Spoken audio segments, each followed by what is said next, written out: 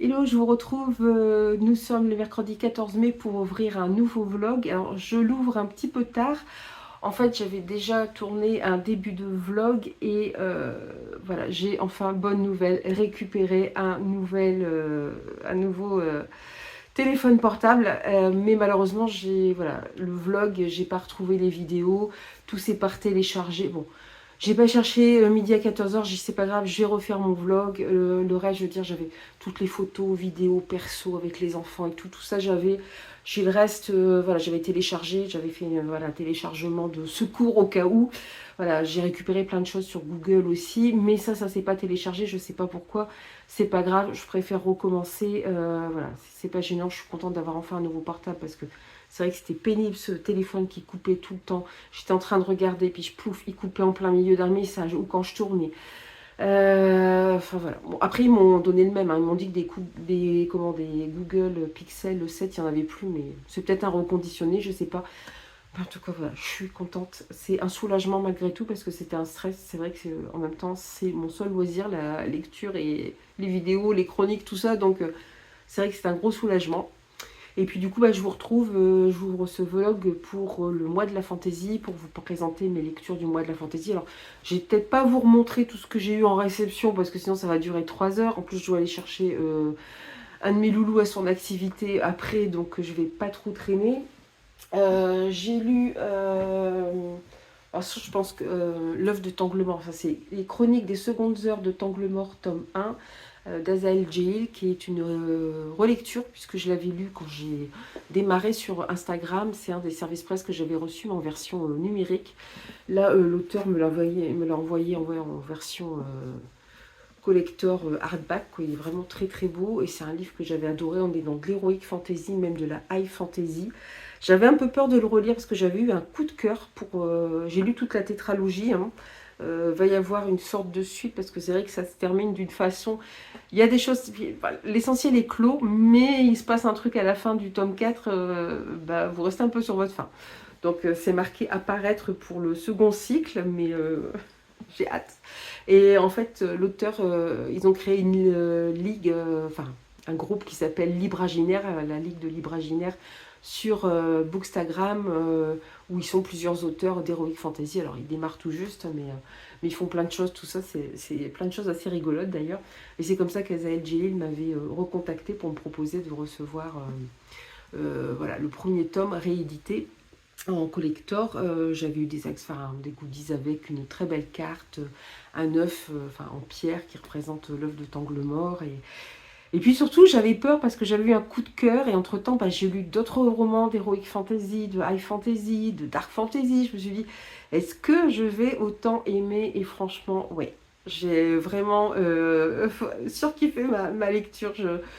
Ça a vraiment été une belle surprise. Je suis vraiment super contente. J'ai autant aimé. Il y a des choses que j'avais oubliées, donc je me suis rappelée. Il y a des choses qui m'avaient vraiment pris au trip quand je l'ai lu la première fois et voilà, ça m'a refait le même effet. Il y a des choses que j'avais oubliées, ah oui, ça je l'avais oublié, et puis du coup ça m'a rappelé aussi d'autres passages que j'avais oubliés des 3 suivants. Enfin vraiment voilà, c'est génial. Bon, je vous ai parlé pas mal de John Gwynne ou Anthony Ryan que j'ai découvert l'année dernière, que j'aime beaucoup. Alors la plume est différente ici, mais franchement il n'a rien à envier à la plume de ces deux auteurs, quoi. Vous pouvez y aller peinard, c'est vraiment génial, quoi.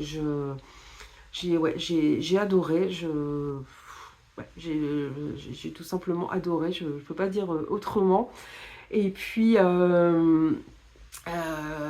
on est dans un monde imaginaire et en fait, il y a quelques signes au début précurseurs qui annonce une catastrophe, et bien sûr ceux qui voient un peu, dont un prêtre qui est aveugle, qui a une prophétie, qui a une vision, personne ne les croit et on se retrouve quelques années après. Et hélas, celui qu'on appelle, alors il a plusieurs noms, moi j'ai utilisé le grand vindicateur, c'est un des noms les plus simples à retenir, c'est toujours un peu dans les trucs d'Heroic Fantasy, les noms sont pas toujours faciles à retenir.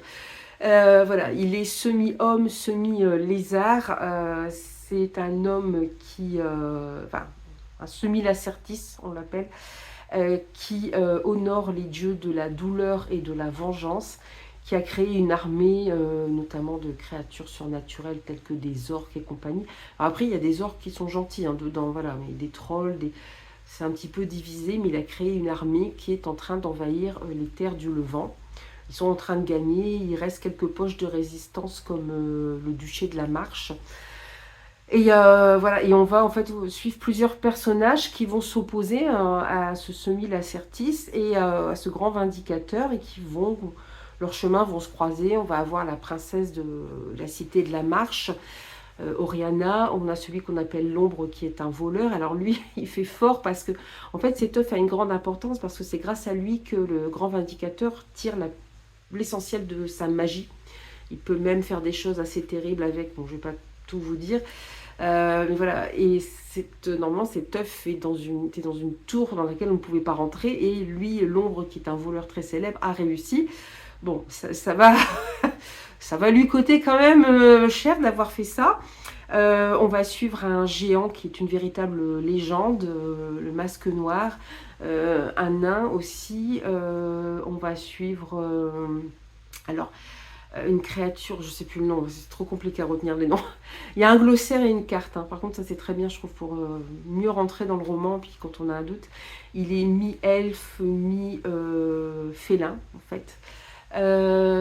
J'oublie, il y aura un prêtre qui va les... Deux prêtres en fait, enfin trois, j'ai une bêtise. Un prêtre dont l'ordre a été complètement éradiqué par le semi-lacertis. Il les a tous tués, il n'y a que lui qui s'en est sorti, mais vraiment... En fait, il a été assommé, un peu enseveli sous des pierres, donc il s'en sort comme ça. C'est le dernier moine de... Voilà, c'est un temple, c'est juste un seul temple dans ce monde, mais un temple... Ça ressemble peut-être un peu à des temples, voilà, peut-être à la religion de Bouddha, un peu ça. Ça ressemble un petit peu à ça, pour faire des parallèles, mais bon, je dis un petit peu, hein, mais on est un peu dans cette idée-là. On a un prêtre, le prêtre aveugle qui avait eu cette vision, qui va les rejoindre. Et puis un tout dernier qui arrive à la fin, qui est très particulier comme prêtre. Je vous en reparlerai, puisqu'il arrive à la toute fin. Je me souviens plus s'il arrivait dès le premier tome ou le second tome, mais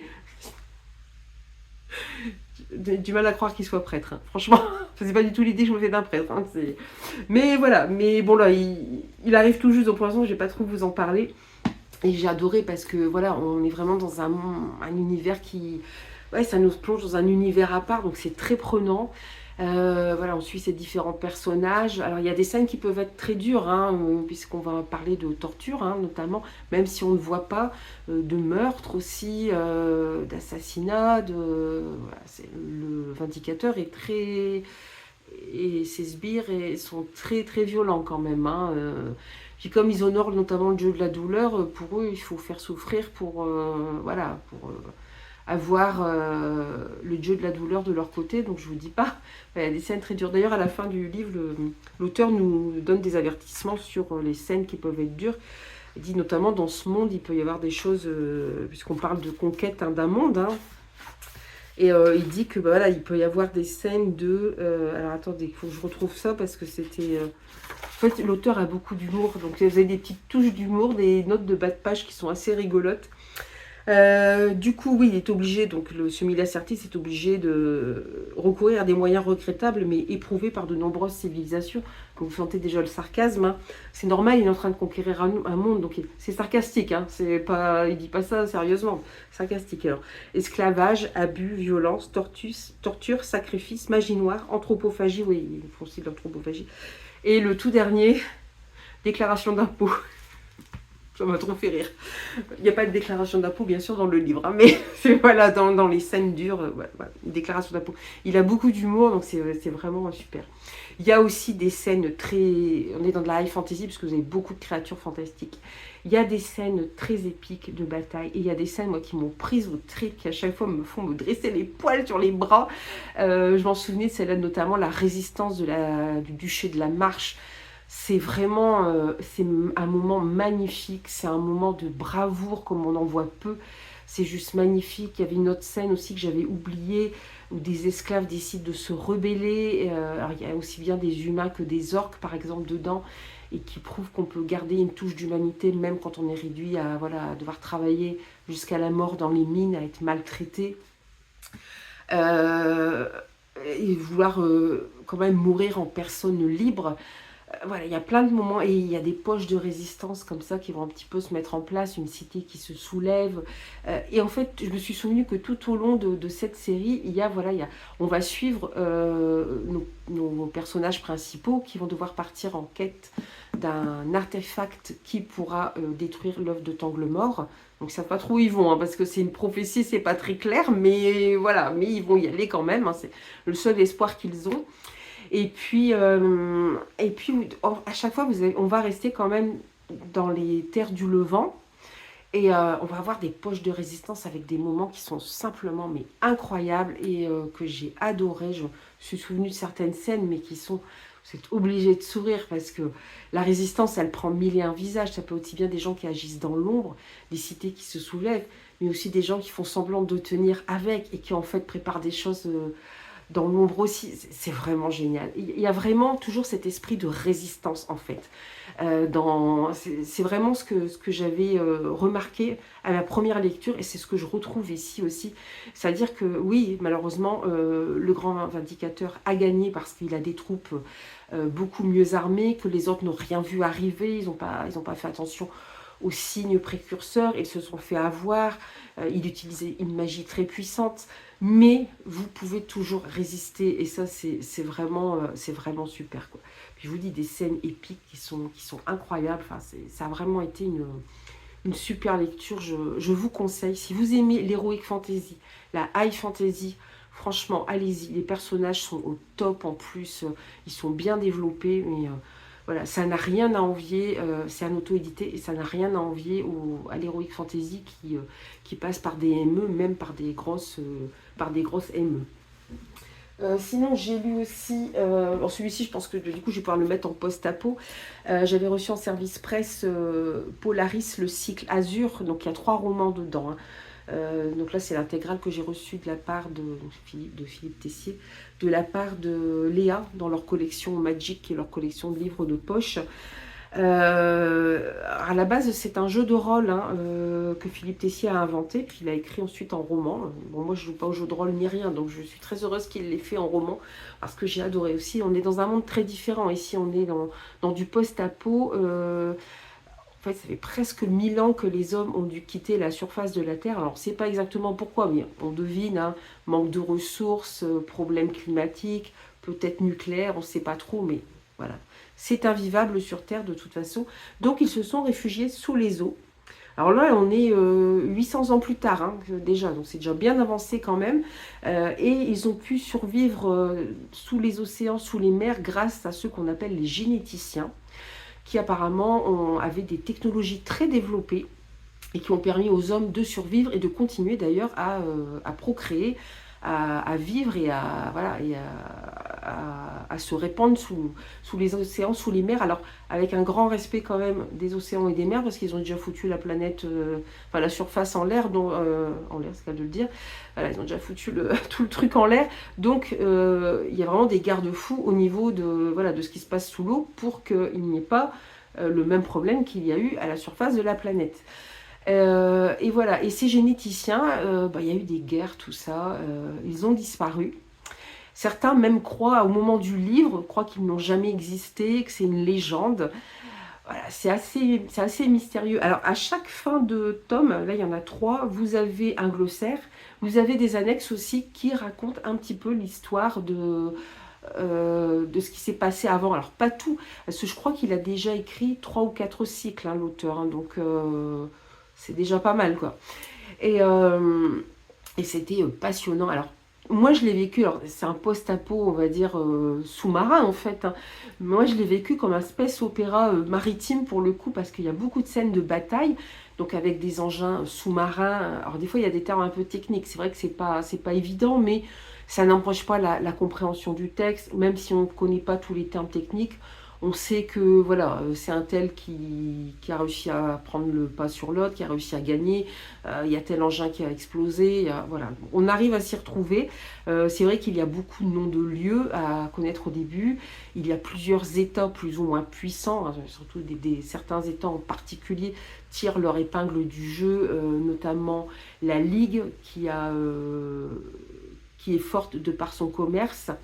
les hégémoniens qui sont forts enfin l'hégémonie qui est forte de par son armée. On a l'alliance polaire aussi. Il y a aussi une histoire de religion puisqu'on a les prêtres du Trident. Et parmi eux, certains seraient capables de utiliser l'effet Polaris, d'où le nom. C'est une magie, alors on ne sait pas trop laquelle, à quoi ça correspond, mais c'est une magie très puissante. On en a un exemple à la fin du tome 3. Ouais, c'est très puissant. C'est vraiment très puissant. Seules quelques personnes arrivent vraiment à la manipuler et à des niveaux différents. Voilà, on a plein d'états comme ça. On a comment ils appellent ça? L'Empire corallien. Donc ils sont répartis, voilà, l'auteur nous dit où ils sont répartis par rapport à la surface de la planète. L'Empire corallien, ils sont situés près de l'ancienne Australie et notamment ils vivent avec du corail qui est pensant, voilà, qui est capable de communiquer. D'ailleurs, certains se font greffer des morceaux de corail sur la tête. Et voilà, c'est assez particulier. C'est un monde, vraiment, vous ouvrez les portes de ce monde. C'est un monde aux multiples possibilités. C'est un monde incroyable. Il a vraiment imaginé un univers incroyable. Donc, je lirai les autres cycles, ça c'est sûr et certain, parce que ça m'a vraiment énormément plu.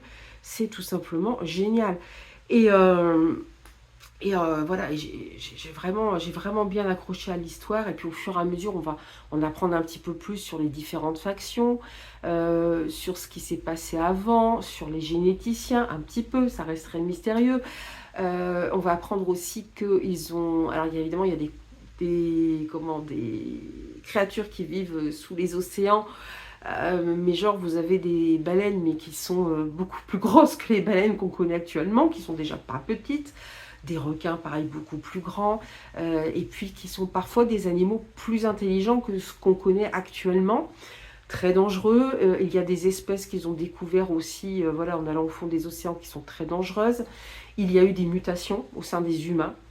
Il y en a, voilà, qui ont muté à des mutations plus ou moins graves. Et puis, bon, ils ne sont pas trop acceptés. Hein, on les regarde bizarrement.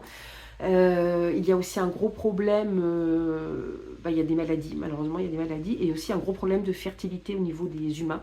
Donc c'est une race qui est qui pourrait être appelée à s'éteindre. Voilà, il y a plein de choses comme ça qui apparaissent au fur et à mesure de la lecture qui sont vraiment passionnantes, enfin, c'est vraiment super.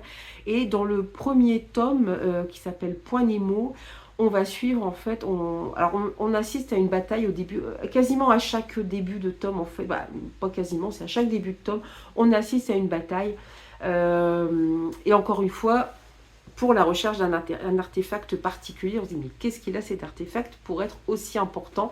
Ça va être un peu le fil rouge des 3 tomes et aussi des personnages qu'on va retrouver dans les 3 tomes. Et dans le premier tome, Point Nemo, en fait, on va suivre notamment quelques personnes. Alors, ils ne sont pas très nombreux. Ils ont été envoyés sur une ancienne station qui a été désertée pour récupérer notamment ce qui peut être récupérable en matière, en acier, en technologie, voilà, ça, pour les récupérer. Sauf que là, ils sont plus que... Alors, il y a une femme, une mécano qui est un personnage que j'adore. Il y a leur capitaine, un jeune homme, un médecin, un médecin professeur qui est très mystérieux, assez antipathique et asocial, qui se balade d'ailleurs avec ce qu'on appelle un olombre. C'est une espèce de ver, mais et puis, il est repoussant, mais en même temps, il a un petit côté sympathique parce qu'il y a des humains qui s'attachent à lui, qui lui font des papouilles et tout. Et il aide pour finir ceux qui sont gentils avec lui, il les aide. Mais physiquement, il est assez repoussant, on va dire. Et j'ai oublié, il y a aussi un jeune homme qui est là, qui est le fils d'un riche, l'un des notables de l'Empire corallien. Voilà, qui ne sait pas trop ce qu'il fait là, ne sait pas trop quoi faire de sa vie. Son père l'a envoyé là, mais bon, il n'est pas très sûr de lui. Et au départ, ils étaient plus nombreux. Alors, ça fait plus d'1 an qu'ils auraient dû recevoir des vivres. Donc là, les vivres commencent à manquer. Il n'y a personne qui est venu, donc il y a une partie de leur équipage qui est partie chercher des secours et des vivres, sauf que l'équipage n'est jamais revenu. Voilà, donc on est dans quelque chose d'assez mystérieux. Et là, ils en arrivent à un point où, effectivement, ils n'ont plus de vivres. Jusqu'au jour où l'un d'eux va essayer d'avancer en utilisant ce qu'on appelle un exosquelette. Et il va tomber sur une bande de baroudeurs voilà, assez étranges, hein. Pareil, il y a des personnages hauts en couleur dedans. Euh, et on voit, c'est très cruel comme monde parce que parmi ces baroudeurs, on ne sait pas trop si c'est des pirates, des flibustiers, des aventuriers, on ne sait pas trop. Il y a leur capitaine, il y a une femme qui est, voilà, il y a aussi une espèce, alors c'est pas vraiment une femme, moi j'appellerais ça quand même une secte, mais ce sont des empathes, sauf que d'habitude les empathes ils sont plutôt voilà, très humains, ils ont du mal à faire avec, voilà, quand ils reçoivent les émotions des autres, ils ont beaucoup de mal. Sauf que là les empathes, alors essentiellement ce sont des femmes, elles utilisent leur empathie pour devenir, voilà, elles font partie d'une guilde, elles utilisent leur empathie pour servir de meurtrières en fait. Elles tuent, elles sont presque sans sentiment. Alors, elles ont un moyen aussi de canaliser leur empathie, mais c'est assez horrible. D'ailleurs, il y a une scène tout à la fin du 33, purée. Waouh! La vengeance est un plat qui se mange froid, mais effectivement, c'est waouh! Il y a des scènes, oui, assez dures. Donc il y a ce capitaine, il y a cet empathe qui a quitté sa guilde, donc qui est considéré... Voilà, c'est ça, en fait, ils sont tous un peu plus ou moins considérés comme des traîtres, parce que le capitaine, je vais peut-être pas trop vous dire ce qu'il a fait, vous le découvrirez si vous lisez le livre. On a cet empathe, on a un homme qui est mi-machine, mi... Alors on en a deux comme ça, qui sont un peu mi-machine, mi-humain. En fait, c'était soit il devenait... on lui greffait... Voilà, en fait, il a très peu de parties humaines encore en lui, mais sinon il allait mourir. Donc on va en apprendre aussi davantage sur son passé au fur et à mesure de la lecture. Idem pour Grace, il s'appelle. Alors moi ça me fait drôle parce que c'est un homme, oui et non, parce que c'est plus une machine qu'un homme, mais c'est bien, voilà, c'est bien un il, mais Grace pour moi c'est un prénom de femme, qui lui pour le coup est quasiment une machine, mais c'est pareil, enfin la façon qu'ils ont, les humains, de transformer. Il y a des choses horribles. Hein, il, y a, il y a des gens qui ont beaucoup d'argent qui payent pour... parce que les humains peuvent vivre plus vieux. Ils ont un système voilà, de médecine qui peut leur permettre de vivre plus vieux, mais il y a aussi du trafic d'organes. Je vous laisse imaginer aussi ce que ça donne comme dérive. Voilà, c'est très dur, hein, c'est un monde très très dur, et voilà, ils vont rencontrer ces baroudeurs. Après, je vais pas pouvoir vous en dire plus, sinon je vais vous spoiler. Et on va suivre en fait ces aventuriers de la mer, des fonds sous-marins plutôt, dans le tome 2, dans le tome 3, l'histoire avec cet artefact, pourquoi ils veulent cet artefact, et voilà. Et c'est un livre, ne vous attachez pas au personnage. Moi je vous dis ça, mais on peut pas s'empêcher de s'attacher au personnage, parce que ça dégomme à tout va. Ça dégomme à tout va. Mais en même temps, ça fait réaliste. Hein. Il y a un moment, vous prenez tellement de danger, vous êtes tout le temps dans les batailles, vous pouvez pas toujours survivre, quoi. C'est pas possible. Mais c'est vraiment, j'adore l'univers qu'il a créé et j'ai envie d'en savoir plus sur cet univers parce que là, il y a une fin. Ça se clôt, mais on se dit qu'il y a des personnages qu'on pourrait retrouver dans d'autres tomes et surtout, il y a quelque chose qui se passe à la fin. On se dit, oui, ça va avoir une incidence sur l'avenir, mais dans quel cadre? Et puis il y a toujours, voilà, c'est près de 1000 ans que les hommes sont sous mer, sous les océans, mais ils rêvent toujours de retourner à la surface. Ils ont toujours, même s'ils sont nés sous l'eau, hein, quand même, voilà, ça fait 800 ans. Alors, là, ceux qu'on suit sont nés sous l'eau, mais il y a cette nostalgie de la surface de la planète Terre. Il y a parfois quelques petites remontées qui se font d'ailleurs au niveau de la planète, enfin à la surface, mais c'est hyper dangereux, notamment les rayons du soleil qui apparemment transpercent tout, donc je suppose que la couche d'ozone n'existe plus. Enfin bref, c'est hyper dangereux, mais ouais, il y a toujours cette nostalgie, cette envie de... Voilà, il y a une race, enfin une race... ouais, ils sont plus tout à fait humains, qu'on appelle les Amazoniens, qui apparemment auraient quand même des bases. C'est les Amazoniens, c'est bien trouvé, je trouve. Voilà, qui auraient des bases encore sur la surface de la Terre. Enfin, il y a plein de choses comme ça qui sont dites, qui nous en apprennent beaucoup, et en même temps qui donnent envie d'en savoir encore davantage. Donc, franchement, je sais que plusieurs personnes en ont parlé quand j'ai fait, je sais plus, une de mes vidéos, mais alors après, faut pas avoir peur de se plonger dans un livre où plonger, le mot n'est pas super bien choisi, mais c'est pas grave. Mais dans un livre où effectivement il y a beaucoup de termes et il y a beaucoup de choses à retenir, mais il y a un glossaire hein, encore une fois, mais c'est vrai que sur le coup je me suis dit voilà, Je vais m'amuser là, parce que attends, la Ligue c'est quoi déjà, l'hégémonie c'est quoi, et eux ils ont fait quoi, et voilà, c'est pas évident, hein. Il y a énormément, un peu comme dans de l'Heroic Fantasy, hein. C'est exigeant comme écriture, ça demande de la concentration, mais ça en vaut tellement la peine. Je regarde l'heure quand même, il va pas falloir que je tarde à y aller, je crois.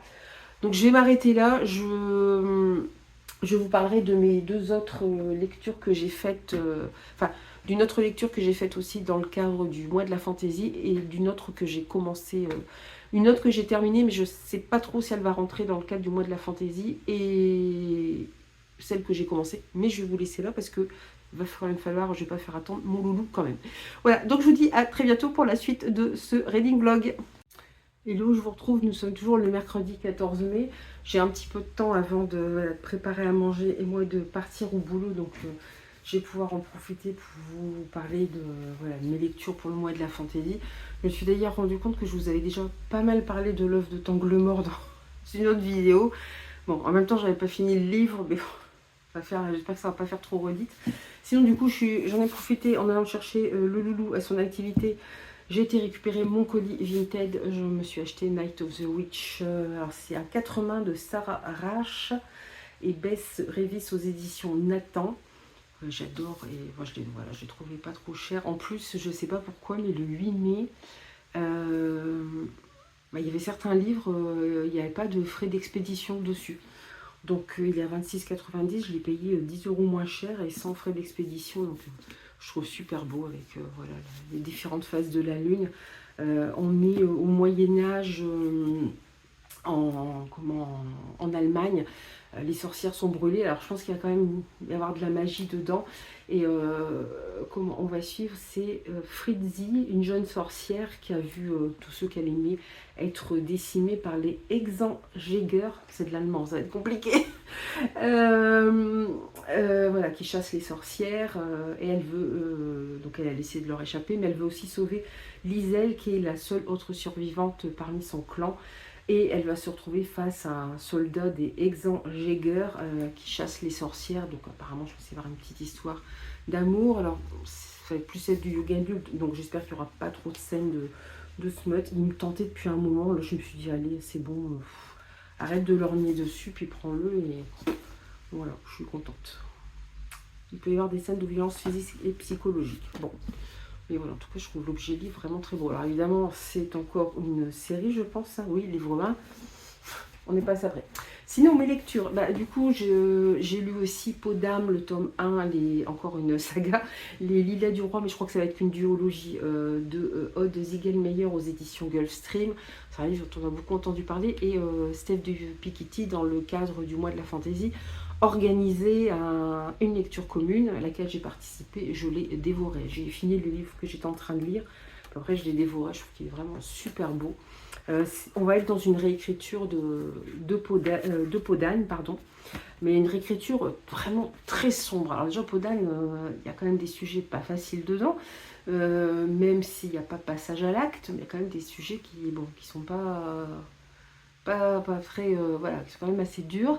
Là, ça va être exploité d'une autre façon.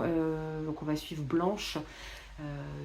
Donc comme dans Peau d'âne, pardon, sa mère est décédée, son père est inconsolable, mais elle se voyait être l'héritière du trône et pour lui elle n'est qu'une fille, elle n'est qu'une fille, elle est bête, elle n'est pas capable de gouverner et du coup il veut se remarier pour avoir un héritier mâle, ce qu'elle prend très très mal. Et puis il va se passer plein d'autres choses. Si vous connaissez le conte Peau d'âne, vous savez vers quoi ça va aller. Alors, il n'y aura pas passage à l'acte, hein, je vous le dis. Il y a quand même des scènes qui ne sont pas forcément faciles. Mais il y a pas, par exemple, c'est vrai que c'est marqué meurtre d'animaux. Oui, on voit un animal se faire tuer, mais on n'insiste pas lourdement dessus. Et c'est pas en train de gicler de partout, quoi. Hein. C'est toujours moche, mais c'est pas, l'autrice ne fait pas dans l'exagération. On n'est pas dans un roman d'horreur non plus, même si c'est très sombre. Et puis voilà, dans Peau d'âne, vous avez le roi, vous avez une fée marraine, vous avez un prince charmant. Là, ici, on va avoir les deux cousines de Blanche qui vont jouer un rôle quand même assez important, notamment l'une d'entre elles. On les voit ici toutes les trois.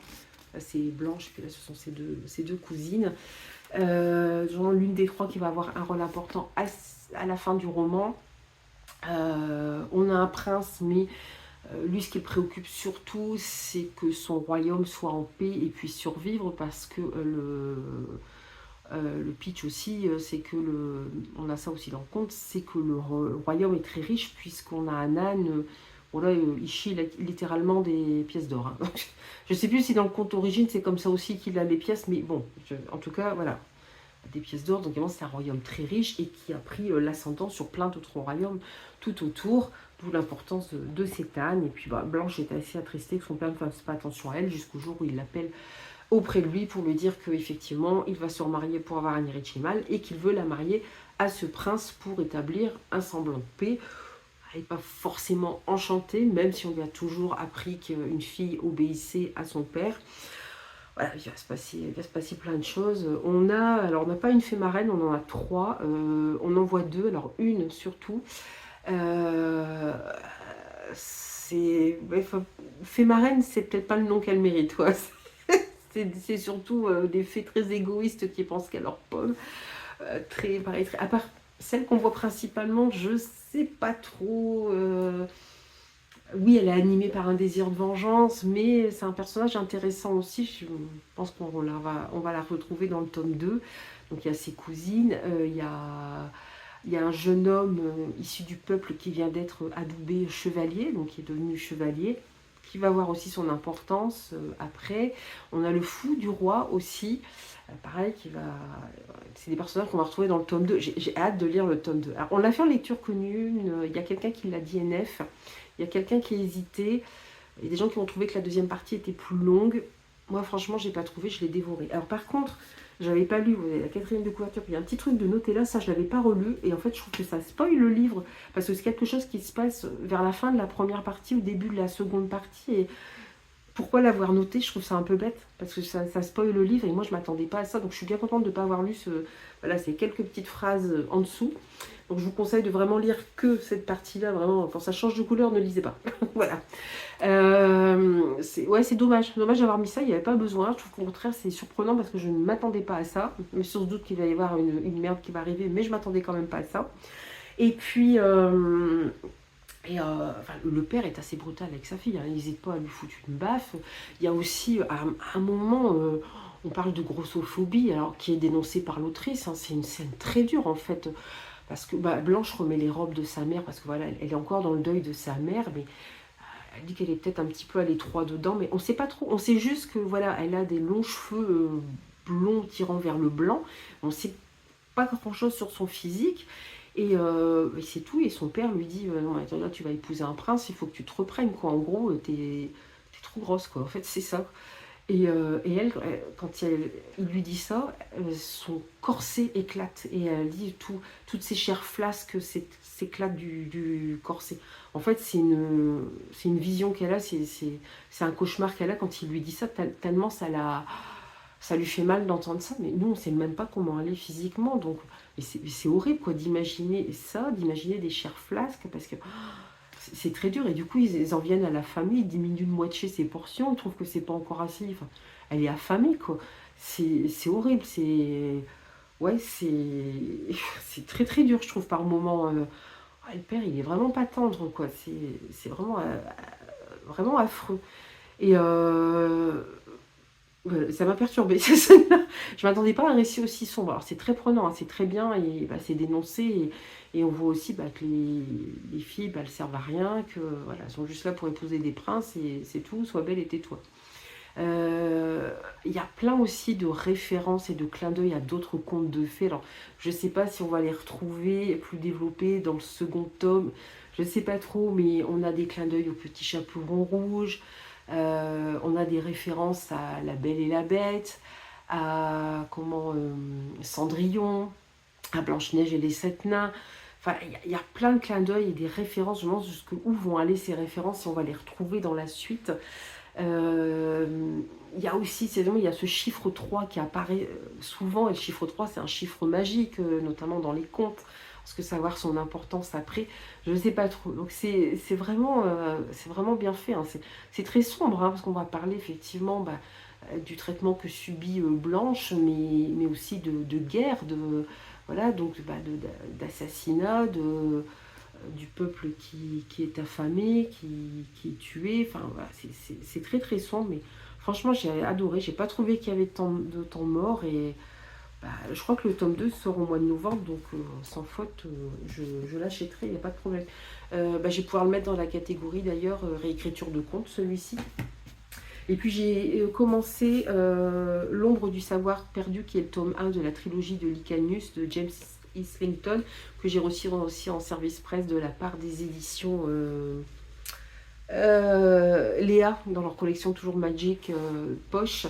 C'est un beau bébé, hein. C'est un beau bébé. Et je me suis fait 2 nuits où j'ai quasiment pas dormi, donc j'avais bien avancé dessus. Le lendemain, j'ai lu un autre livre que j'ai dégommé. Hier, je me suis endormie dessus tellement j'étais fatiguée en fait. On est dans de l'heroic fantasy, on est dans un monde où autrefois les augures, oui c'est bien ça, les augures étaient en fait ceux qui régnaient sur ce monde. Ils avaient des pouvoirs magiques très développés, mais apparemment ça a tourné à la tyrannie, donc ils ont été défaits par les êtres humains qui les ont tous massacrés. Maintenant, il reste ce qu'on appelle les talentés, qui sont les descendants de ces augures, qui ont des pouvoirs magiques moindres, mais qui sont toujours quand même détestés, méprisés. Les autres humains ont beaucoup de méfiance envers eux. Et ils sont généralement dans des écoles, ils sont obligés d'être dans des écoles, de porter une marque pour montrer qu'ils sont des talentés.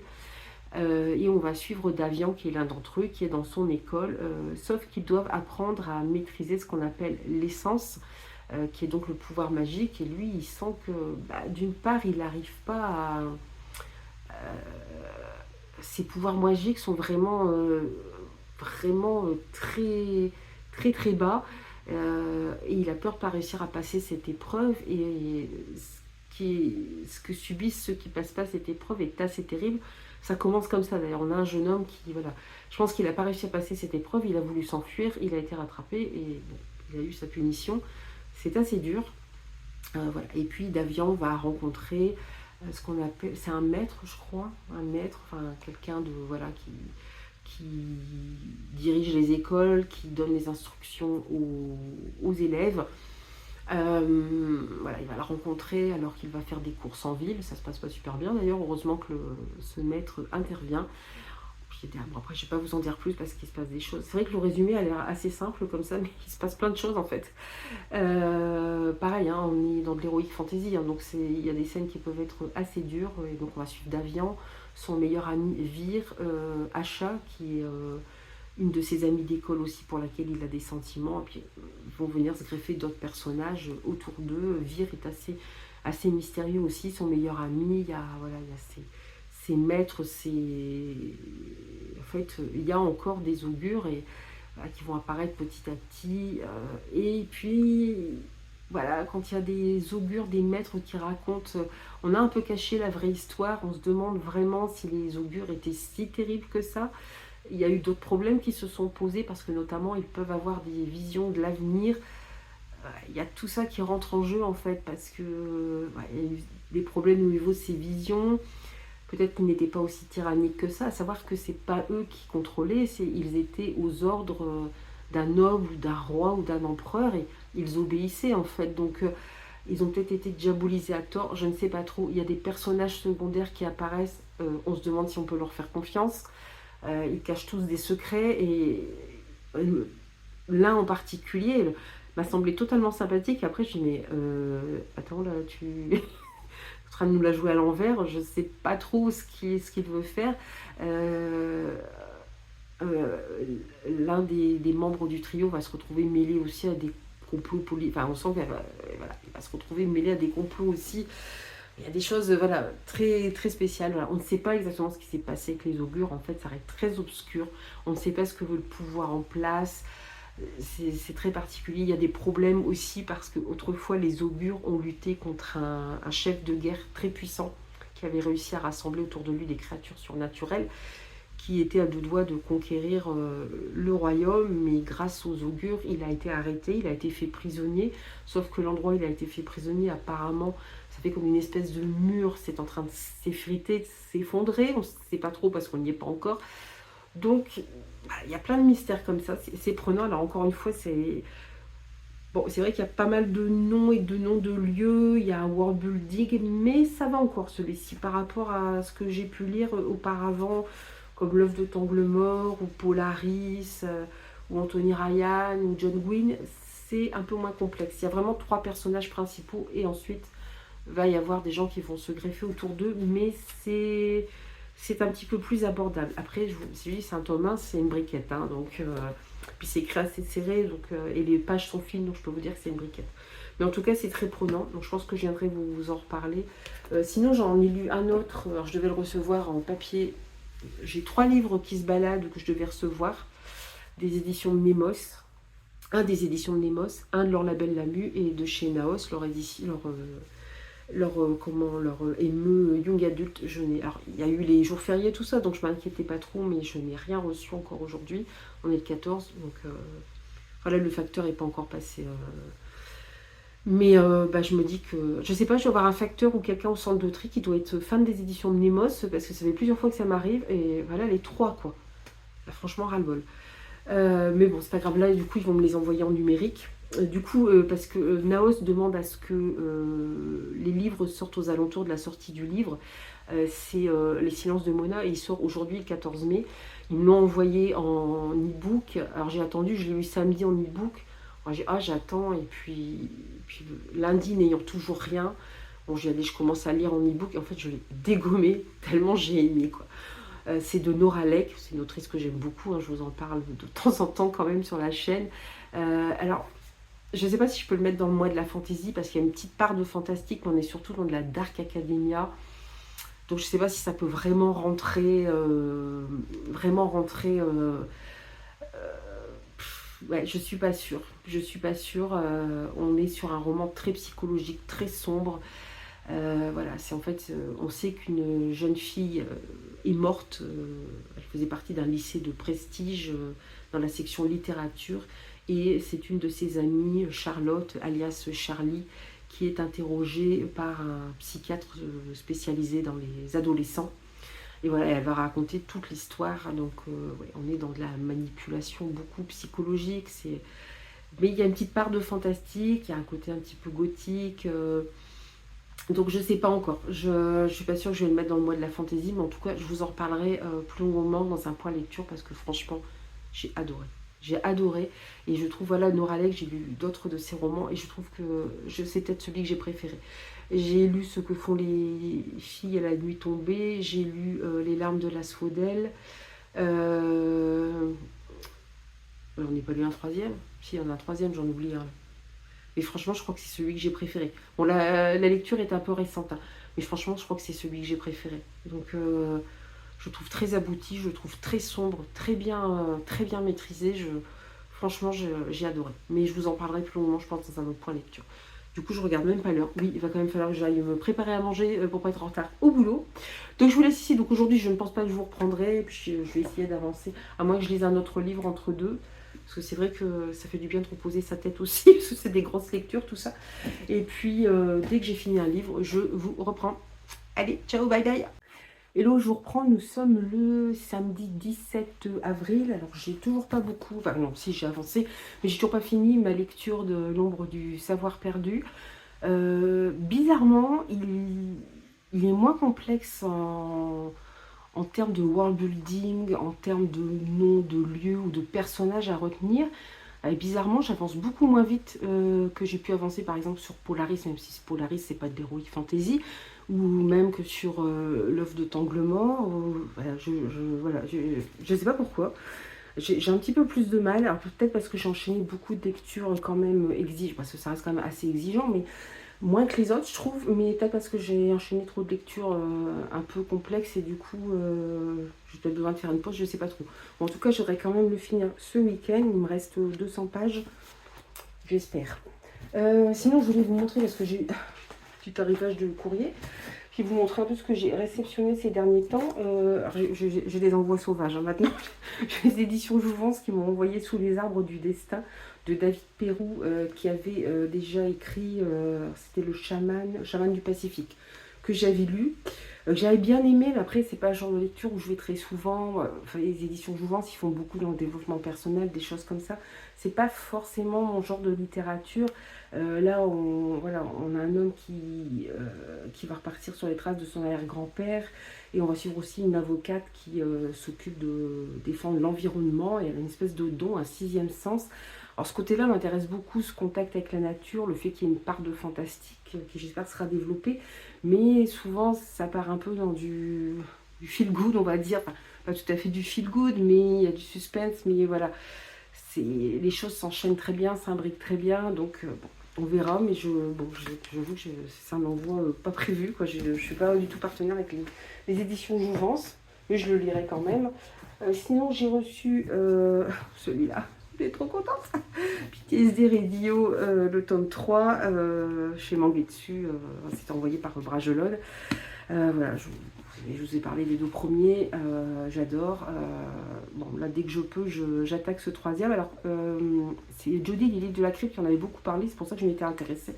Franchement, en manga d'horreur, mais c'est génial. Par contre, c'est vrai que ça fait flipper, hein. Et parce que j'ai vu dans les éditions allemandes et anglaises, il y a plus que 3 tomes. Mais elle a lu les 3 tomes et apparemment ça s'arrête à 3 parce qu'ils ont regroupé en France, ils ont regroupé pour en faire des plus gros mangas. Et ça s'arrête à 3 tomes. Et on n'a pas toutes les réponses apparemment après ce qu'elle disait. Bon, mais ça c'est un peu le truc, hein. Des fois dans les trucs d'horreur, vous n'avez pas exactement toutes les réponses. Il y a des choses qui restent un petit peu bon, stagnantes, mais en même temps c'est tellement bien que je suis trop contente. Mais ah oui, c'est vrai, j'ai oublié de vous montrer, j'ai reçu aussi hier, ça c'est les éditions Bragelonne. C'est Bragelonne, mais là c'est Hauteville qui édite, mais Hauteville fait partie du même groupe aussi que Bragelonne. Pénélope Renditac qui était déjà sorti en grand format avec un beau jaspage. Et là, il est sorti en poche. Le tome 3 d'ailleurs va bientôt sortir aussi, ou il est peut-être sorti, je sais plus, mais qui va clore la trilogie. Voilà, donc on va suivre pour une fois, on va suivre Pénélope, la femme du célèbre Ulysse. Donc c'est vrai que je l'ai pas... J'avais très envie de le lire, donc ça va être l'occasion aussi. Et j'ai reçu enfin celui-ci. Je suis trop contente. C'est le tome 3 de l'Alliance de Fer de Anthony Ryan. Donc là, c'est le traître. En fait, Anthony Ryan, je l'ai découvert l'année dernière. Enfin, je l'ai lu. Je l'avais découvert avant. J'avais acheté certains de ses poches en occasion dans une autre trilogie, Bloodsong. Et l'année dernière, j'avais emprunté en médiathèque l'Alliance de Fer, les tomes 1 et 2, que j'avais adoré. Cette année, j'ai lu le tome 1 de sa nouvelle trilogie que j'ai reçue dans le cadre de mon partenariat avec Bragelonne, qui a un rapport d'ailleurs avec cette trilogie-ci. Ça se passe dans le même univers. Et c'était une découverte pour moi, Anthony Ryan, l'année dernière. J'ai vraiment adoré. Et le tome 3 est sorti l'année dernière, en avril. Et puis, je vais pas l'acheter. En plus, je crois que les brochets étaient je crois même que c'était 28 €. Bon, au mieux c'était 25, mais bon, c'est des brochets tout simples, hein. Il n'y a pas de jaspage, il n'y a rien dessus, c'est pas du hardback ni rien. Puis je dis, bah, j'ai pas acheté le troisième, je vais attendre que la bibliothèque l'ait, et en fait, ils l'ont toujours pas acheté. Je m'étais dit, bon, je dis avec un peu de chance, Bragelonne va le sortir en poche cette année, puis effectivement, et comme c'était proposé dans la liste qu'on reçoit, on coche ce qu'on veut recevoir, il y était, je suis vachement contente. Je vais enfin pouvoir clore cette trilogie, savoir ce qui arrive à mon Halloween Scribe, qui est le héros de cette trilogie, que j'avais vraiment adoré, qui a été pour moi la découverte d'Anthony Ryan, qui est un auteur que j'aime beaucoup. Donc, je suis super contente. Alors, les petits paquets. Les petits paquets. Alors, par contre, j'ai 3 paquets que j'ai pas reçus. C'est 3 qui venaient des éditions Nemos. Un de Nemos, un de leur label Nu et un de chez Naos. Bon, bah, c'est tout. Hein. C'est mort, là. Je sais pas ce qui se passe. C'est pas la première fois que ça arrive. Et c'est gonflant. Je vais porter une réclamation à la poste. Mais bon, comme c'est pas des courriers suivis... Ah, bah oui. Toujours dans le cadre de mon partenariat avec Bragelonne, j'ai reçu le tome 2 d'Arborescente de Frédéric Dupuis. Donc là, ils ont sorti le tome 1 en brochet l'année dernière, en grand format. Et là, ils vont sortir, il y a 3 ou 4 tomes, je ne sais plus. Ils vont les sortir en poche. Le tome 1 est sorti il y a 1 ou 2 mois. Là, voilà, on a déjà le tome 2 et les tomes suivants vont suivre. Et ça va être en poche, ce qui peut être intéressant. Je ne l'ai pas vu beaucoup passer sur les réseaux. Le peu que j'ai vu passer, les gens avaient trouvé ça très bien. On est dans le futur et les gens sont atteints de la maladie dite Belle au bois dormant parce qu'ils sont atteints de narcolepsie. Et on va suivre des personnes qui vont essayer de trouver une plante pour soigner, parce que les médicaments sont faits à partir de plantes en fait, hein, pour soigner cette maladie, sauf qu'il y a des grands groupes pharmaceutiques qui vont leur mettre des bâtons dans les roues, parce que eux, ce qu'ils veulent avant tout, c'est se faire du pognon. Voilà, donc pour l'instant, j'ai pas encore lu le tome 1, donc je vais pas lire non plus le résumé du tome 2, parce que je veux pas trop me spoiler. Alors, celui-ci, oh, il est bien attaché, celui-ci. Et du coup, maintenant, je regarde du coup comment sont faits les... Ouais, c'est en colissimo. En fait, voilà, quand vous envoyez en colissimo ou enveloppe spéciale et compagnie, vous recevez mieux. Mais je pense que quand vous faites... Alors, j'en ai quand même reçu un qui était en lettres vertes toutes simples, hein, mais c'est un gros. Ouf. Ah, je pensais pas le recevoir aussi vite. Waouh. C'est... waouh, il est beau. C'est le Bâtard du Roussillon de Jacques de Villiers chez Fayard. On est dans de l'historique, on est en 1285. Philippe le Bel va bientôt être roi. Mais avant ça, il accompagne son père Philippe III le Hardi dans le projet fou d'une ultime croisade en terre du Midi. Voilà, et on va suivre comment un personnage. Je retrouve un petit peu. Sous poisson de Saint-Louis, Philippe III veut imposer son plus jeune fils. Ouais, les histoires politiques, c'est historique. Et en fait, Fayard m'a contacté pour me demander si ça m'intéressait de le recevoir. Moi, j'aime bien l'historique. C'est vrai que j'en lis moins maintenant, faute de temps. Mais là, en fait, je l'ai vu passer sur le compte de quelqu'un que je suis. Et franchement, j'avais beaucoup aimé son retour. Il a l'air génial. Moi, j'adore les... Il y a longtemps que je lis. Enfin, je suis contente, je vais pouvoir me remettre à lire de l'historique un petit peu. Hors caser un petit peu. C'est sympa, un petit mot avec, donc je pensais pas le recevoir aussi vite. C'était très rapide. C'est waouh. Alors là, c'est pas du colissimo, c'est du fréquencéo. Je pense que effectivement, si vous ne prenez pas des enveloppes spéciales, j'ai l'impression que vos livres. Après, je vous disais, il y en a un, c'était un simple lettre verte, je l'ai reçu quand même. Alors celui-ci, par contre, je sais pas trop ce que c'est. Si, il y avait quelque chose de noté. J'essaie de pas regarder quelle maison d'édition c'est pour avoir la surprise, mais des fois, je peux pas m'en empêcher. Pire qu'un gosse à Noël. Alors, ouf. Bon, j'espère que je ne suis pas en train de vous éclater les tympans en ouvrant. Ah.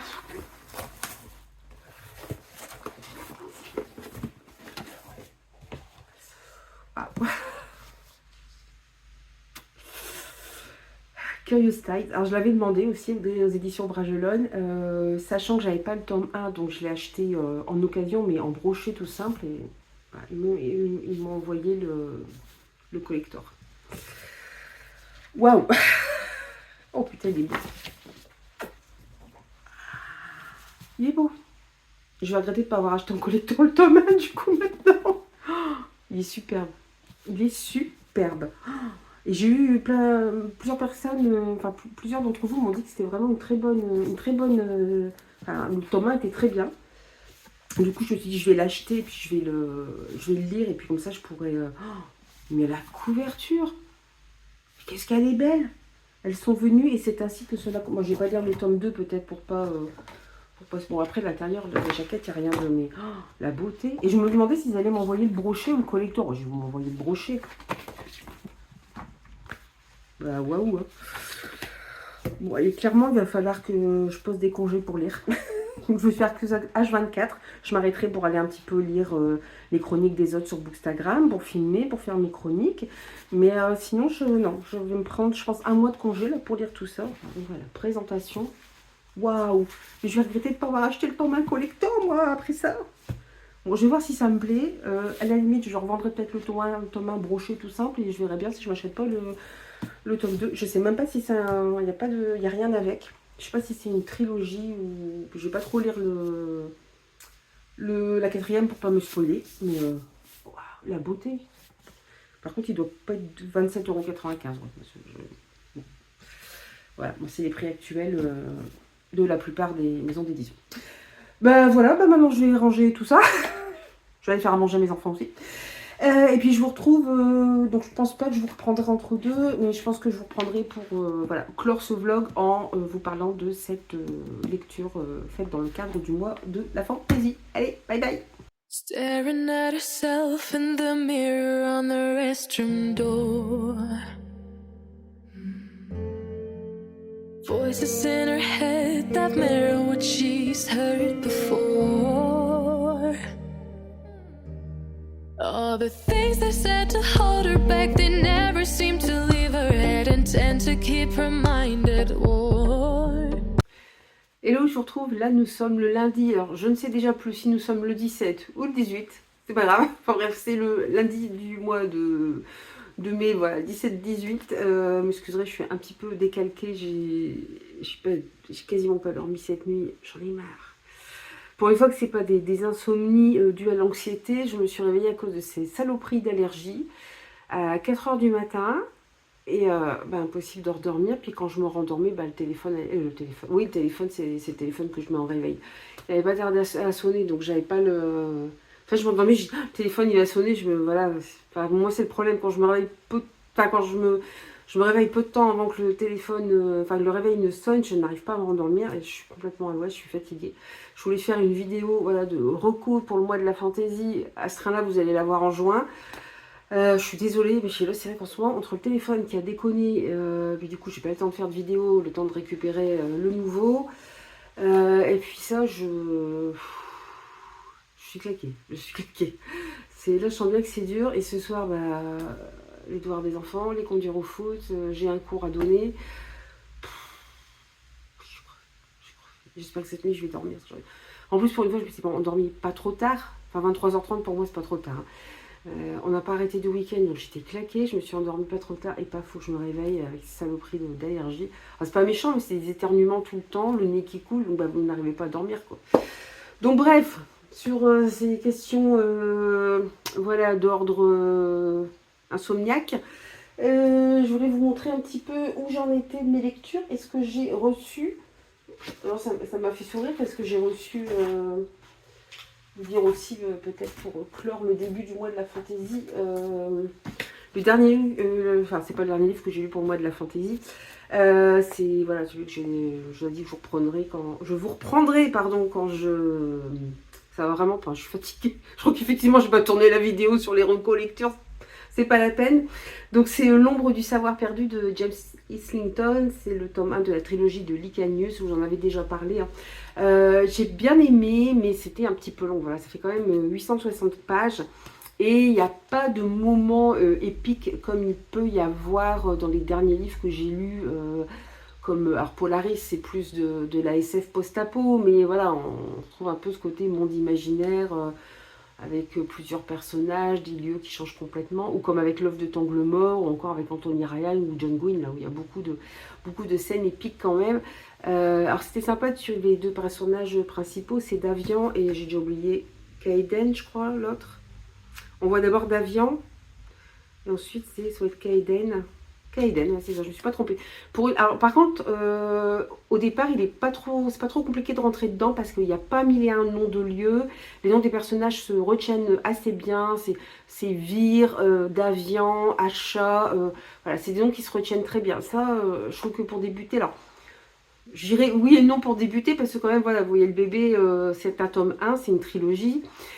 C'est quand même assez costaud et puis au fur et à mesure de l'avancée de l'histoire, on va avoir des personnages secondaires qui vont arriver. On va se rendre compte que c'est loin d'être aussi simple que ça en a l'air. Et il y a commencé à avoir des rivalités, des alliances. Il y a beaucoup de mystères autour des deux principaux personnages masculins que sont Davian et Kaiden, qu'on trouve un petit peu plus loin dans le roman, et du coup on va se retrouver aussi dans la cour du roi d'Andara, qui est le royaume où se déroule cette histoire, et voilà, on sent les complots, les trahisons, les alliances, puis alors voilà, nos personnages principaux qui sont assez jeunes entendent des choses qu'ils ne devraient pas entendre, on commence à faire des rapprochements en se disant oh là, c'est pas très net toute cette histoire. Voilà, donc on sent les complots, les trahisons, on se dit bon allez, ok, encore une fois on ne peut faire confiance à personne, sauf peut-être à nos personnages principaux et encore. Davian est un talenté, comme on l'appelle, il vit dans une école. Les talentés sont des descendants des augures qui ont été éradiqués par les humains sans pouvoir. Les augures avaient énormément de pouvoir, apparemment ils en ont abusé pour instaurer des tyrannies. Bon, après c'était pas aussi simple que ça, on lit le roman, parce qu'en fait ils vendaient leurs dons à des rois, des nobles et des seigneurs. Donc ok, c'est eux qui le faisaient, mais ils étaient quand même payés aussi pour. Voilà, et du coup ils ont été détruits par les humains et qui ont trouvé des systèmes pour bloquer leur magie. Et leurs descendants s'appellent les talentés et ils sont méprisés, voire haïs. Et ils sont souvent dans des écoles comme Davian, sauf qu'ils doivent maîtriser ce qu'ils appellent l'essence, qui est leur magie. Et Davian ne la maîtrise pas, donc il a peur parce que s'il ne la maîtrise pas, il sera transformé en ombre. Alors je ne vous dis pas trop ce qu'est une ombre. La scène d'ouverture du roman, c'est ça, on voit un jeune homme qui est transformé en ombre. C'est assez flippant quand même, c'est très dur. C'est très dur. Et puis il va se retrouver par un concours de circonstances à fuir l'école. Il va être accompagné par son ami Vir, voilà, et puis ils vont rencontrer d'autres personnages au long de leur périple. Pendant ce temps, leur amie Asha, qui est une fille, hein, elle va devoir aussi lutter aussi pour d'autres choses. Il va se passer plein de choses dans l'école, bon, je ne vais pas trop vous en dévoiler. Mais voilà, donc elle va devoir mener son propre combat aussi. Et puis voilà, on suit Davian, Vir, d'autres personnages, et ils vont tomber sur Kaeden, qui est un jeune homme qui est retrouvé, qui est amnésique. Il ne se souvient pas de qui il est, comment il est arrivé là, en plus il est recouvert de sang, il n'est pas loin d'un village qui a été massacré. On se dit, mais bon, comment un homme tout seul peut-il faire ça? Voilà. Donc on va suivre leur cheminement. Et c'est vrai qu'on se rend compte au fur et à mesure du roman qu'ils ont beaucoup de pouvoir. Et on se dit, qu'est-ce qu'ils vont faire de ce pouvoir? Avec ça, il y a une espèce de manipulation du temps et de l'espace aussi, à certains moments. C'est-à-dire qu'ils peuvent se retrouver ailleurs, ou dans une espèce de non-lieu où le temps ne s'écoule plus. Ou alors, ils ont des visions, d'autres personnages ont des visions d'autres personnages, mais plus vieux. Mais c'est vrai ce que j'ai vu, c'est pas vrai. Enfin, voilà, il y a une espèce de manipulation de l'espace-temps qui nous fait dire que, oula, on ne sait pas trop comment ils vont tourner, tous ces personnages, ils vont vraiment choisir le bon côté du combat. D'autant que ce qu'on appelle le bord du gouffre est en train de s'effriter. Or, le bord du gouffre, autrefois, il y a eu un général très puissant et ses armées qui ont essayé d'envahir Andara. Et ils ont été arrêtés par les augures qui ont construit un mur à la fois physique mais aussi magique qui empêche ce chef de guerre de se réveiller et de réenvahir tout Andara. Sauf que le mur s'effrite et commence à y avoir une armée qu'on appelle une armée aveugle parce qu'ils portent des armures et des casques où on ne voit pas leurs yeux. Armée qui laisse quand même... il y a des scènes assez dures. Hein, ce qu'ils laissent derrière eux, c'est pas top. Hein. Voilà où il passe l'herbe trépasse, pas que l'herbe d'ailleurs, mais voilà, il y a des scènes assez dures, donc on se demande quel est vraiment le but de cette armée, puisqu'elle a l'air de prendre son temps en plus pour commettre ses exactions, au lieu d'avancer le plus vite possible, et puis bon, elle va arriver jusqu'à la capitale d'Andara, voilà, et on va suivre tous ces personnages, donc voilà, il y a peut-être manqué un petit peu de moments, je pense, épiques, par rapport à... Est-ce que c'est un tome plus introductif? Parce que c'est vrai que ça présente bien les personnages, du coup on les retient bien. Ça c'est bien par contre. Et puis oui, on sent que les complots vont se multiplier et qu'on nous cache plein de choses. Là déjà, nos personnages découvrent certaines choses, mais il y a d'autres mystères qui apparaissent aussi. Puis ça finit sur un plot twist aussi. Même si j'avais un petit peu de doute concernant ce personnage, mais voilà, ça se finit sur un plot twist. Et on se dit qu'effectivement, les destins de Davian et Kaeden sont fortement liés, mais aussi celui de...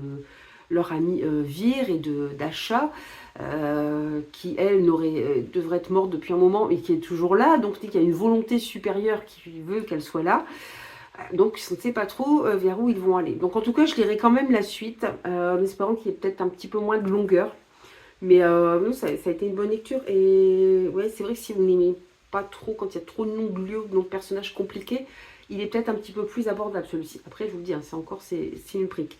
Alors c'est vrai que c'est en poche, hein, je pense qu'ils ont... Voilà, ça paraît plus gros que si c'était en grand format, mais voilà, en tout cas, sachez que le tome 1 est trouvable en poche. Après, les autres tomes doivent être trouvables d'occasion, les grands formats, ou en bibliothèque tout simplement. Ensuite, bah si j'ai lu, mais ça je vous en parlerai peut-être dans un autre. Je pensais que c'était une bande dessinée, mais c'est un album en fait jeunesse que j'ai reçu. En fait, c'est la bouille des personnages. J'adore, c'est le chat là que j'adore, Carlton, j'adore. Voilà, j'ai un petit peu craqué sur. Voilà, alors, c'est un compte Instagram qui s'appelle Chef Club Kids qui propose des recettes à faire avec ses enfants ou pour expliquer le goût aux enfants. Et en fait, ces petits albums, là j'ai reçu les 2 premiers tomes, on est dans une cité où ce sont des machines qui fabriquent la nourriture et la nourriture est très bonne. Sauf qu'il n'y a plus rien de naturel. Puis le jour où les machines se détraquent, et ben malheureusement, ils ne peuvent plus rien cultiver puisque les terres alentours ont reçu plein de saloperies, de trucs chimiques. Donc elles sont incultivables et les machines ne fonctionnent plus, donc il n'y a plus de goût. Tous les restaurants ferment, la ville devient triste. Et puis, nos 4 amis qui sont là, vous avez une poule, un cochon, une souris et un chat. Ils avaient un petit resto, du coup, leur petit resto a fermé. Et puis, ils vont tomber sur un livre assez étrange et ils vont partir à la recherche des différents goûts. Et là, vous avez l'acidité, le zeste du dragon. J'allais dire du citron, évidemment, du dragon. Bon, je vous en parlerai peut-être plus dans un point lecture parce que bon, ça pourrait peut-être rentrer dans le mois de la fantaisie, mais bon. J'ai commencé, sinon, en dernière lecture, j'ai commencé Sous la brume de Yann Bécu. Je vous en parlerai aux éditions de L'Homme sans nom, que j'aime beaucoup, qui est vraiment très prenant. Je l'ai bien avancé d'ailleurs. Comme j'arrivais pas à dormir non plus, là, je me suis réveillée. Ça m'a permis d'avancer un petit peu aussi dans la lecture, mais il se lit très bien. Mais je vous en parlerai, parce que sinon, une autre fois, sinon ça va être très très très long. Et normalement, ce soir, je commence aussi le tome 2 de Gods of Men, en lecture commune, organisée par Virgile Lecture. On avait eu déjà, on avait lu le tome 1. Donc là, c'est bien parce qu'après, elle organise des lectures communes. Enfin, on vote, hein, mais ce qui est bien, c'est que on fait les suites de sagas parce que ce serait pas mal, quoi. C'est vrai que moi, je me rends compte que je commence plein de sagas, notamment en lecture commune, aussi en SP, et du coup, je ne finis pas mes autres lectures. C'est Shérifka, je trouve que... Bon, le livre en lui-même, vous voyez, il est très simple, hein, mais je trouve ça super beau, quoi, à l'intérieur. J'avais beaucoup aimé le tome 1, donc on est parti pour le tome 2, ça y est, je vais le commencer ce soir. Il fait très gros, mais ça se lit bien, puis c'est quand même assez aéré, donc voilà. Puis j'ai déjà une autre lecture prévue commune la semaine prochaine, mais je me demande si j'en ai pas 2 la semaine prochaine. Après, je sais plus, des fois j'ai lecture commune. Ah non, j'avais oublié la date. Hein. Sinon, mes dernières réceptions, j'ai pas ouvert les paquets. Je m'y prends comme un manche en plus parce que hop, je me suis acheté des petits autocollants livres comme ça. J'aime bien, je me suis fait mon propre carnet de lecture. Il faudra que je vous le montre. Enfin là, j'ai un peu de retard sur celui du mois de mai, mais j'ai envie de me faire le mien parce que je me rends compte que les autres carnets de lecture, je n'utilise pas tout ce qui est noté dessus. Donc là, c'est un petit côté un petit peu plus witchy. Hein. Mais bon, très sympa. Donc je pense que j'ai plutôt utilisé celui-ci en premier, qui est un petit peu plus printanier et été. Et puis j'ai reçu, alors même dimanche, j'ai reçu un livre. En fait, c'est une autrice auto-éditée qui m'avait contactée. Donc comme c'est par Amazon, Amazon il livre aussi le dimanche. C'est le bureau des leurs de Sophie Aubard. On est dans une entreprise Bioca où il y a 2 suicides en quelques semaines. Donc on a une psychologue avec DRH qui vont enquêter sur ces drames. Donc il y aura manipulation, jeu de pouvoir, non-dit, entre tension au travail, trahison et quête de justice. Sixtine, qui est la psychologue et DRH de l'entreprise, devra affronter non seulement les autres, mais aussi ses propres démons. Alors, au début du roman, c'est des chiffres qu'on devrait retenir, je pense qu'on va parler de violences faites aux femmes, puisque